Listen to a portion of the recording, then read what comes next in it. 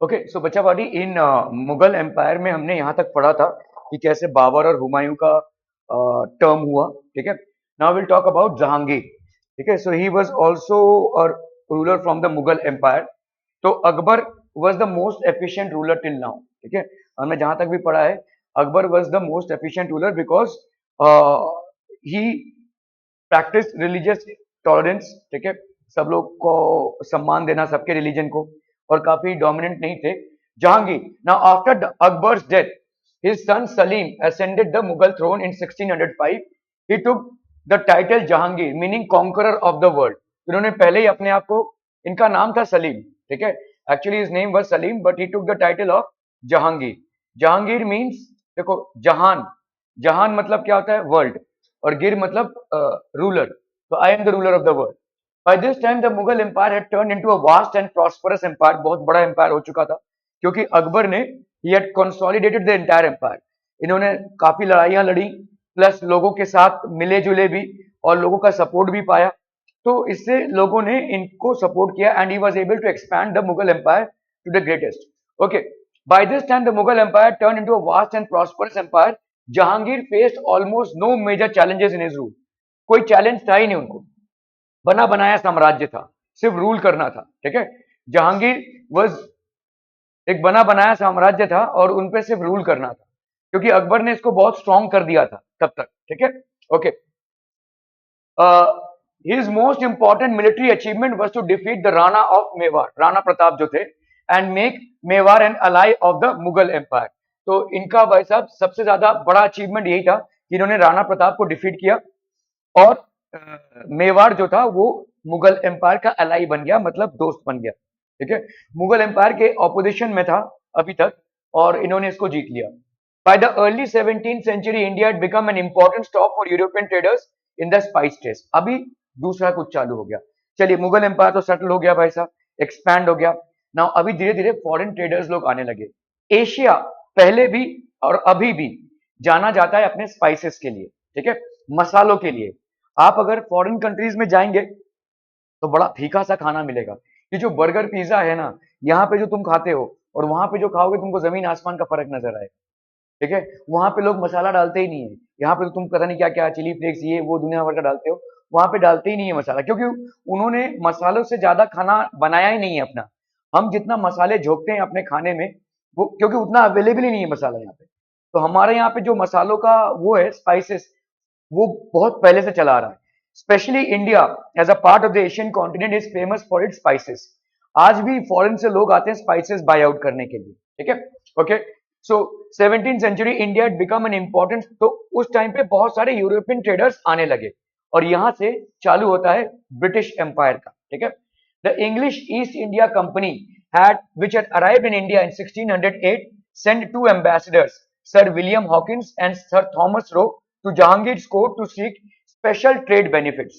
तो ट्रेड करना है, धंधा करना है, आपसे परमिशन लेके ही करना पड़ेगा, आपका राज्य है। ठीक है, सो ट्रेड बेनिफिट्स मतलब थोड़ा टैक्स कम लगाओ, हमको थोड़ा मूवमेंट फ्री करने दो, ट्रांसपोर्ट पे, ट्रेड पे सर टैक्स हमको कम लगाओ, हम आपको मुनाफा करके देंगे। ये सब डिस्कशन करने के लिए ये दोनों लोगों को भेजा, sir William Hawkins and sir Thomas Roe. ठीक है, sir Thomas Roe became quite close to the emperor and manage to get special advantages for the English East India Company from him. तो ये बहुत क्लोज आ गए जहांगीर के, उनको पटा लिया। ठीक है, और काफी सारे बेनिफिट्स उन्होंने हासिल किए। इंग्लिश ईस्ट इंडिया कंपनी आगे चल के ब्रिटिश एम्पायर हो जाता है। ठीक है, पहले उनका एक कंपनी आया था यहाँ पे रूल करने, बाकी पूरा कंट्री कुछ दिनों बाद रूल करने लगता है। ठीक है, हम भाई साहब तभी थे 20 करोड़ के, 20 करोड़ के हम थे, और अब लगभग, और ये जो कंट्री थी ग्रेट ब्रिटेन, ये 2 करोड़ की थी। तो आप समझिए, धीरे धीरे धीरे इन 2 करोड़ ने पूरे 20 करोड़ पे रूल स्थापन कर लिया। तो दिमागी तौर पे हम थोड़े से पीछे हैं, है ना। अगर आप सोचो, हम 20 करोड़ की पॉपुलेशन तब के थे, अभी तो 135 के हो गए। 20 करोड़ की पॉपुलेशन तब के थे, 2 करोड़ का पॉपुलेशन था ग्रेट ब्रिटेन का। ठीक है, और उन्होंने हमारे ऊपर राज्य, और वो भी सोचिए कि यहाँ पे ग्रेट ब्रिटेन का एक कंपनी आया था, ईस्ट इंडिया कंपनी, उसने यहाँ पे नेगोशिएशन किया, धंधा चालू किया, और उसने देखा कि यार धंधा करने का मतलब हमको प्रॉफिट कमाना है। अगर हम पूरे रॉ मटेरियल्स को उधर ले जाएं, ये तो ऐसा देश है जो बटा हुआ है, आपस में लोग लड़ रहे मर रहे, तो इनकी कोई यूनिटी नहीं है। अगर हम जो चीज खरीद के वहां पे प्रोडक्शन कर रहे हैं, वो चीज हम लूट के लेके जा सकते हैं यहाँ से, ठीक है। तो why to go the other way around, why not rule this country, why not have a total control over its resources, and why not drain its resources. India जो बहुत प्रॉस्परस कंट्री जाना जाता था, इसका डाउनफॉल कराया British empire ने, ठीक है। और इस डाउनफॉल के लिए ब्रिटिश एम्पायर जिम्मेदार नहीं है, हम जिम्मेदार हैं, ठीक है। हम दो 20 करोड़ के लोग इन 2 करोड़ के कब्जे में आ गए, क्योंकि इनको मालूम था कि हमारा वीक पॉइंट क्या है। इसीलिए आपको अगर एनिमी का वीक पॉइंट मालूम है, तो you can rule till the time you can encash on it, ठीक है। इनको हमारा वीक पॉइंट मालूम था कि हमारा कोई आपसी यूनिटी नहीं है, हम आपस में लड़ मर रहे हैं, हम जाति पे दे यू नो और कास्ट पे ये हमारी अंदरूनी लड़ाइयां हैं, और इसका उन्होंने फायदा उठाया। देखिए, अगर 20 करोड़ का 20 करोड़ होता ना तो समझ में आता है, लेकिन 20 करोड़ और 10% पॉपुलेशन भी नहीं था ग्रेट ब्रिटेन का, लेकिन उन्होंने हमारे ऊपर 200 साल तक राज किया, ठीक है। So that was a failure. Jahangir, हम फेलियर का उत्तरदायित्व आज उनको नहीं दे सकते, हम खुद हैं। Jahangir continued Akbar's administrative policy and known for his great love of justice. Okay? It is said that he set up a chain of justice made up of several bells. Ordinary people could ring the chain of justice and bring their problems to the emperor. तो इन्होंने भाई साहब एक महल बनाया था, जहां पे आप घंटा बजाकर अपना, अगर आपके साथ कोई अन्याय हुआ है उसका आप न्याय ले सकते हो, ठीक है। So he had set up a chain of justice. उस समय पे हमारे कोर्ट्स नहीं होते थे, जैसे हमारे हाई कोर्ट है, आज सेशंस कोर्ट है या सुप्रीम कोर्ट है, वैसा नहीं होता था, ठीक है। तो जहांगीर ने ये सिस्टम चालू किया। His wife Noor Jahan, an intelligent and educated women, became a powerful member of his court. ये भी कोर्ट के में हिस्सा लेने लगी, and influence many of his decisions. उन्होंने बहुत सारे डिसीजन में इनको हेल्प किया। Apart from the Jahangir is also remembered as a great patron of art and culture, justice, art and culture, plus उन्होंने, वो पहले ऐसे एम्परर थे जिन्होंने अपने वाइफ को कोर्ट में, मिनिस्ट्री ऑफ कोर्ट में जगह दी, ठीक है। Okay, Shahjahan, after Jahangir death his son Khurram became the emperor. He took the title of Shah Jahan, meaning the ruler of the world. He carried out military campaigns in the Deccan region and invaded the sultanates of Ahmednagar and Bijapur. ठीक है, तो शाहजहां हुए इसके बाद। However, he did not bring the areas under direct Mughal rule as their rulers accepted his supremacy. तो इन्होंने conquer तो किया, लेकिन कैसा है देखो, जैसे अगर शाहजहां ने ये कॉन्कर किया, ठीक है, अभी बीजापुर को इन्होंने कॉन्कर किया, बीजापुर के जो सुल्तान थे उन्होंने बोला हाँ हम आपको मानते हैं। तो यहां पर डायरेक्ट कंट्रोल मुगल एम्पायर का नहीं है, Mughal empire is not directly controlling it. आपने मान लिया ना, अभी आप हमारे अपोजिशन में कभी नहीं आएंगे और आप हमसे लड़ेंगे भी नहीं, ठीक है। So that is how it is. So and accepted his supremacy, उनकी सुप्रीमेसी को उन्होंने एक्सेप्ट कर लिया। Shahjahan is well known for his love and patronage of architecture, जिनकी वजह से उन्होंने ताजमहल बनाया। Some of the best monuments build by Shahjahan include the Taj Mahal in Agra and red fort in Delhi. Taj Mahal तो आपको मालूम है, और रेड फोर्ट आज भी हमारे लिए एक इंपॉर्टेंट स्थल इसलिए है क्योंकि हर 15 अगस्त को और 26 जनवरी को वहां पे रिपब्लिक डे परेड होता है, और वहां से हमारे प्राइम मिनिस्टर पूरे देश को एड्रेस करते हैं, ठीक है। And prime minister basically talks about whatever achievements were there, whatever fulfilments were done by the government, वहां पे पब्लिक एड्रेसल होता है, ठीक है। So these are still recorded as important achievements. Okay, तो यहाँ पे देखो ये ताजमहल है और ये रेड फोर्ट है। So this is basically the Taj Mahal which is an international tourist attraction. This is also an international tourist attraction. Apart from that, it is of national importance to us. Okay? Do you recognize the monuments? Taj Mahal is a grand tomb built in white marble in the memory of Shah Jahan's wife, Mumtaz Mahal. The Red Fort is a grand fort made of red sandstone for the Mughal emperor and his household. Shah Jahan later built it when he shifted his capital from Agra to Shahjahanabad. Shah Jahan spent his last days in captivity. तो इनका last जो दिन था वो बहुत खराब गया, क्योंकि औरंगजेब ने ही इनको हटा दिया। औरंगजेब ने बोला आपने बहुत खर्चा कर डाला है इन सब चीजों में, so he removed him and he held him captive, jail में डाल दिया इनको, अपने पिताजी को ही जेल में डाल दिया। तो शाहजहां के बेटे थे Aurangzeb, and he was the last powerful Mughal emperor, ठीक है, मुगल एम्पर की लास्ट पावरफुल करी थी।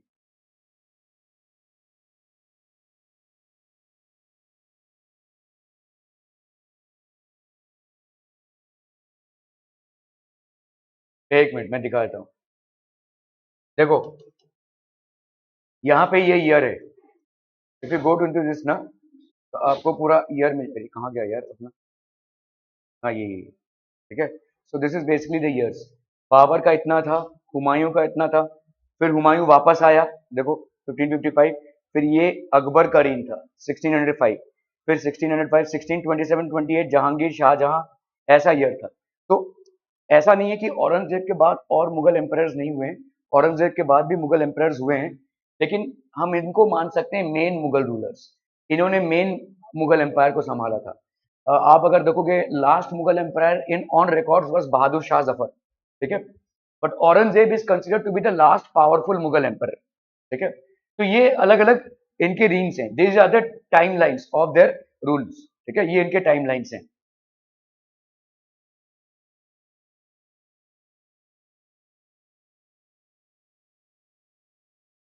हाँ, क्या बोल रहे थे, जहांगीर 1605, शाहजहां देखो 1627 को ये मर गए, 1628 को इन्होंने कहा किया, ठीक है, 1628 से 1658, he died, after that his son became the king, ठीक है, क्लियर है। अगर आप देखोगे तो this is how it is, ठीक है, okay. So Shahjahan spent his last days in captivity and the reign of his son Aurangzeb, he died in 1666 with the end of his reign the long period of peace and progress. तो ये इनके साथ ऐसा माना जाता है कि जो मुगल एम्पायर के अंडर में बहुत दिनों तक शांति और सद्भावना का एक माहौल था, वो बंद हो गया। अभी भाई साहब जंग छिड़ गई क्योंकि औरंगजेब का लगातार मराठा के साथ वॉर चलता रहा, it became a war front, ठीक है। तो इसके बाद जो पीस और प्रोग्रेस का जो माहौल था अभी तक मुगल एम्पायर के अंडर, वो खत्म हो गया। शाहजहां के साथ ये पीस और प्रोग्रेस खत्म हो गया, ठीक है। नाउ इट वाज कंप्लीटली मिलिटरिस्टिक, तो administrative system under the Mughals, ठीक है। तो मुगल्स के अंडर आपने सुना रहेगा, न्यूज में बहुत सारा कुछ चल रहा है औरंगजेब के बारे में, ठीक है। So Aurangzeb is regarded as a bad ruler by Indians, ठीक है। Although he ruled for a very long time and he fought many battles, although he was brave as well.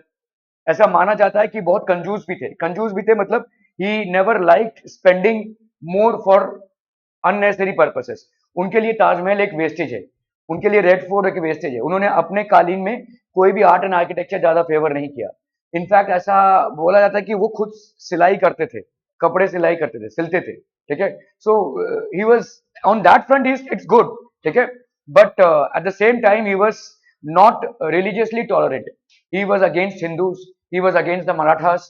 तो ये उनका था जिसकी वजह से हम उनको गिन नहीं रहे हैं, ठीक है। So we don't study history with a very much by paying due respect to Aurangzeb. We know that Mughals established a large empire in India. Babur and Humayun did not get a chance to set up an efficient system of administration for his empire. Babar और हुमायूं का ज्यादा जो time है वो लड़ाई में चला गया, इन द एक्सपेंशन। देखो दो चीजें होती हैं, आप जब एक्सपैंड कर रहे हो आप उतने एफिशिएंट एडमिनिस्ट्रेटर नहीं हो सकते, ठीक है। फॉर एग्जाम्पल अगर आप देखोगे शिवाजी महाराज बहुत सारी लड़ाइयां लड़े, लेकिन इन लड़ाइयों में ही उनका टाइम चला गया, ठीक है। So he was not able to expand, bring about very strong administrative policies. जैसे अगर देखो एजुकेशन पे वो ज्यादा ध्यान नहीं दे पाए, बिजनेस पे उन्होंने ध्यान दिया, लेकिन आप जब लड़ाई के फ्रंट में ही आज नहीं तो कल इससे लड़ाई इससे लड़ाई इससे लड़ाई, आपको लड़ाई की इतनी प्लानिंग करनी पड़ेगी कि you will hardly get time to improve the administration. तो ये होता है, जिस किसी दौर में भी ज्यादा लड़ाइयां होंगी वहां पे एडमिनिस्ट्रेशन पे राजा का ध्यान नहीं जा पाएगा, या वो करना भी चाहेगा तो नहीं कर पाएगा क्योंकि उसको ज्यादा टाइम मिलिट्री एक्सपेडिशंस में स्पेंड हो रहा है। तो बाबर और हुमायूं का भी ज्यादा टाइम मिलिट्री एक्सपेडिशंस में स्पेंड हुआ, because of which they were not able to concentrate on the administrative part, ठीक है। इट वॉज अकबर, अकबर के टाइम पे थोड़ा पीसफुल हुआ, who introduced administrative system of the Mughal Empire. This system continued during the reigns of Jahangir and Shahjahan. Shahjahan तक ये continue हुआ. Let us understand its structure and features. As you read, think it, think if any of the features are similar to those used by the Indian government today. Okay?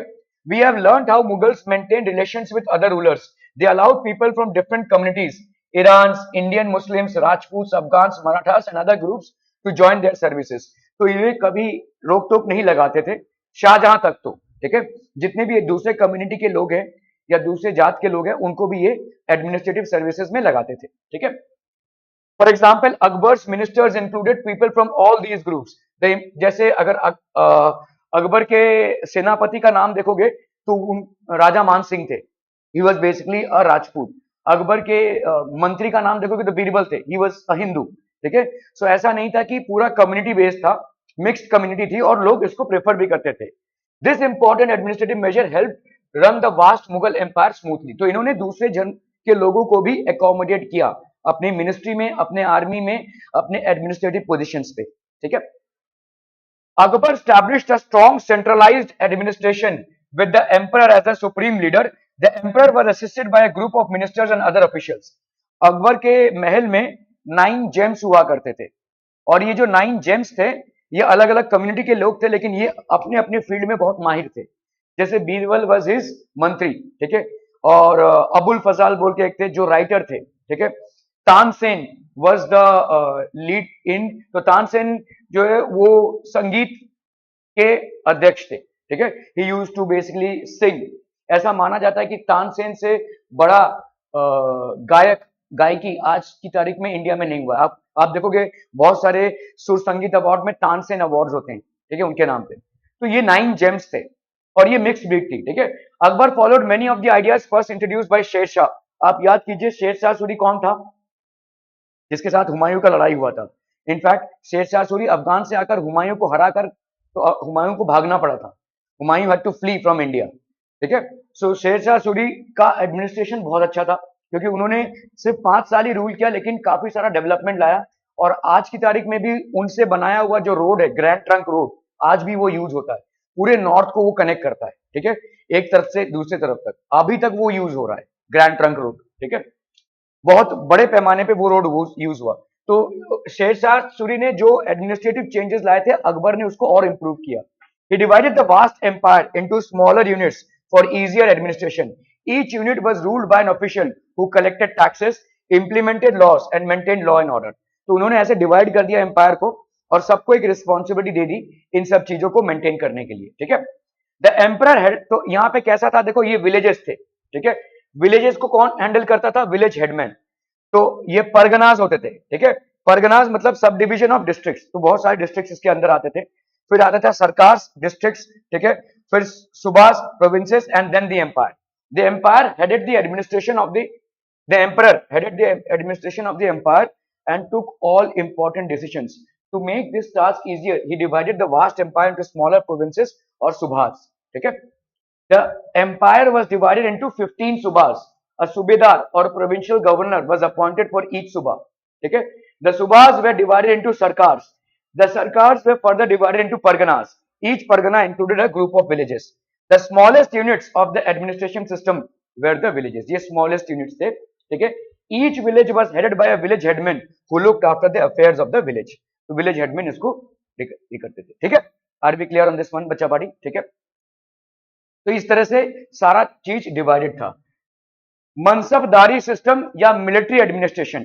Akbar organised the powerful Mughal army through a new system called the Mansabdari system.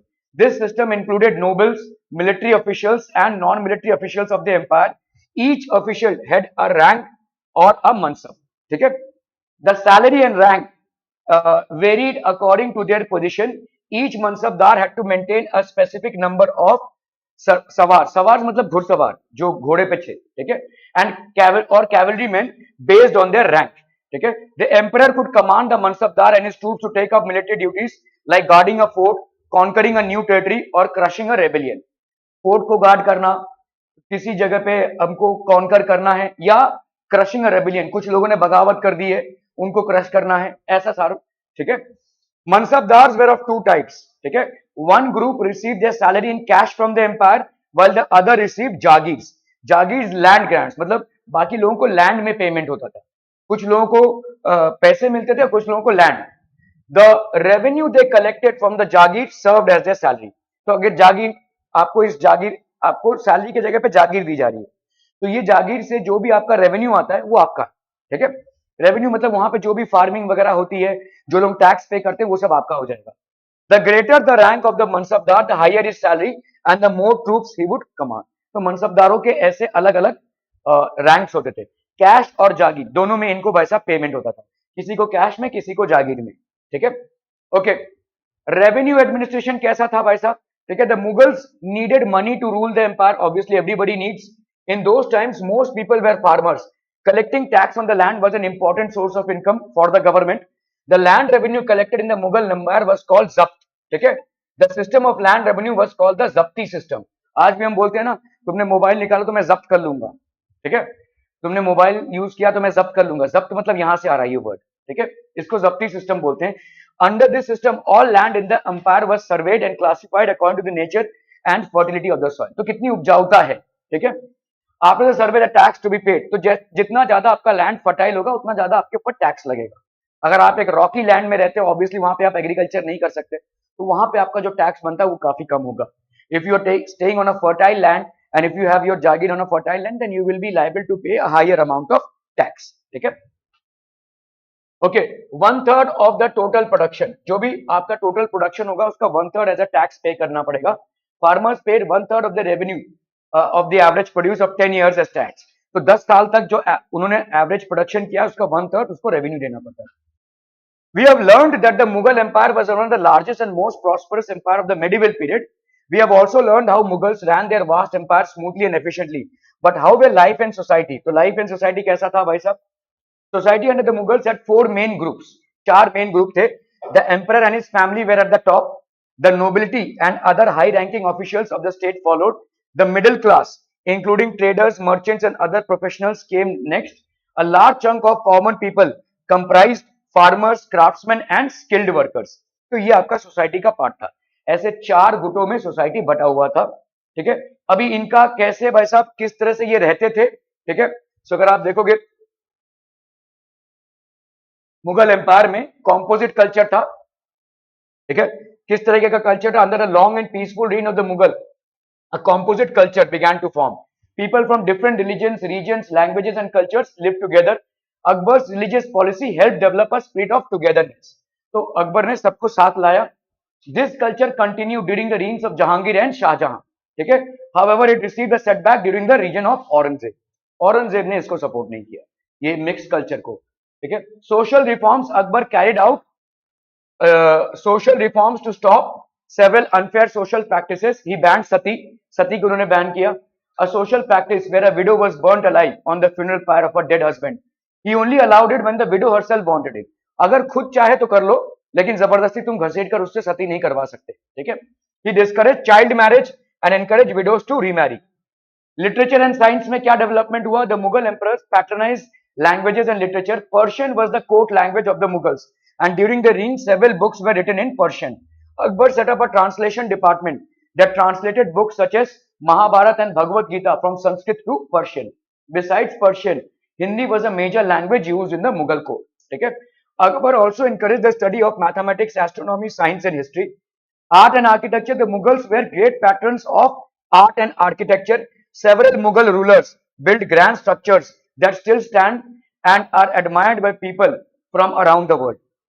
A special type of painting called miniature painting also developed under their patronage. These paintings were very small in size. ठीक है। फिर आते हैं अपन music and dance पे। The Mughals were also fond of music and encouraged Hindustani classical music and dance. The most famous musician in Akbar's court was Tansen, जैसे मैंने आपको बताया, ठीक है। He was a brilliant musician who composed several ragas. आज की तारीख में भी बहुत सारे राग जो हैं, जो आपके म्यूजिक में हैं, ठीक है, ये राग वो सब तानसेन ने कंपोज किए हैं, ठीक है।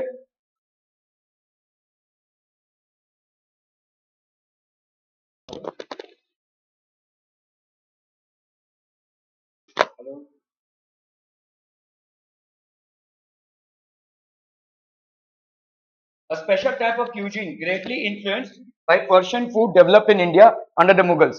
Biryani, naan, pulao, gulab jamun and sharbat are some of the items of the cuisine. ये आज की तारीख में भी जो आप खाते हैं ये सब मुगल एम्पायर से आया हुआ है, ठीक है। औरंगजेब, ये भाई साहब लास्ट मुगल था, ठीक है। The Mughal empire seemed to be at the peak of its strength under Shahjahan. However, Shahjahan's son Aurangzeb forcibly removed his father and made himself the emperor, ठीक है। His reign is known for endless wars to expand the empire in the Deccan region. Marathas के साथ ज्यादा करके इनका Wars हुआ, ठीक है। He also did away with many of Akbar's policies which had held the empire together. इन्होंने बहुत सारे पॉलिसीज को स्क्रैप कर दिया, ये सिर्फ मुस्लिम डोमिनेंस चाहते थे। Under him, the Mughal Empire became the largest empire in the Indian subcontinent history. भले ये एक्सपैंड हुआ, at the same time some of his decisions made the empire weak and led to its decline. मतलब वो बहुत सारे लड़ाइयां जीते और एक्सपैंड भी किया, लेकिन साथ ही साथ उनकी पॉलिसीज जो थी वो लोगों को पसंद नहीं आ रही थी और वही डिक्लाइन का कारण भी बना, ठीक है। So although his military expeditions were huge, but still he was not able to actually put it forth, ठीक है। जस्ट वन मोमेंट बच्चा पार्टी।